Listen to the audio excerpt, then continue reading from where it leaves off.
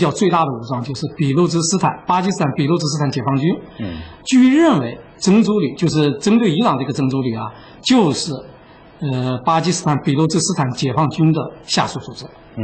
但是它是主要针对伊朗。那么同时还不能排除真主旅有阿富汗的背景，有基地组织的背景，所以同时。还有可能就是说呢，由于伊朗在这一带啊加强反恐、加强这个反毒、大走私什么的啊，最近几年动作非常之大，也不排除断了他们的生路，引起了他们的反弹，所以非常复杂。所以您的意思就是真主旅呢，因为它的这个背景比较复杂，所以呢，它可能从事这种恐怖袭击的动机呢，也是综合的。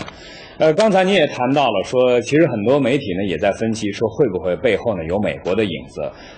确实这次呢爆炸发生以后，伊朗也指责美国，指责巴基斯坦，但是美国和巴基斯坦呢也急忙的否认。那么到底美国是不是潜伏在这起事件之后的那个影子？我们接下来通过一个短片呢，先来了解一下相关背景。事发后，伊朗革命卫队在一份声明中说，很显然，这次袭击事件中有外国因素，特别是那些和全球傲慢势力相关的因素存在。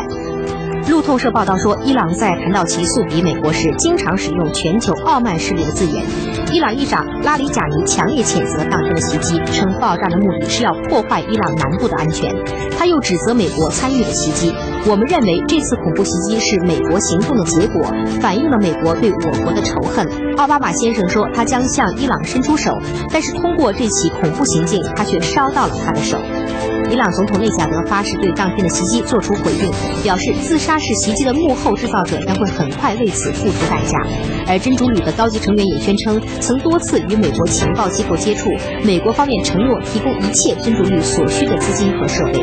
有报道称，美国媒体早在2007年就曾援引美国和巴基斯坦情报部门的消息报道说，美国一直在秘密鼓励真主旅在伊朗境内发动袭击。报道称，中央情报局曾给真主旅武器和金钱资助，以便他们颠覆伊朗政权。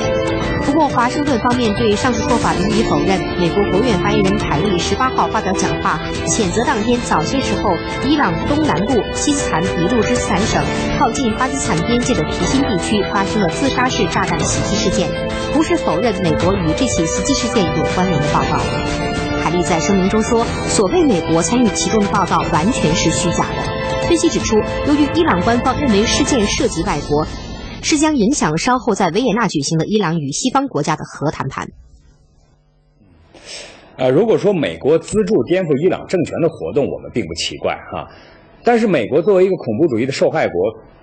张先生，您觉得他会支持这样的恐怖袭击活动吗？我首先得确认这个组织，就这个真主旅，美国并不认为它是个恐怖组织，对吧？但是巴基斯坦和伊朗，对巴基斯坦和对啊，说不定美国认为它是一个对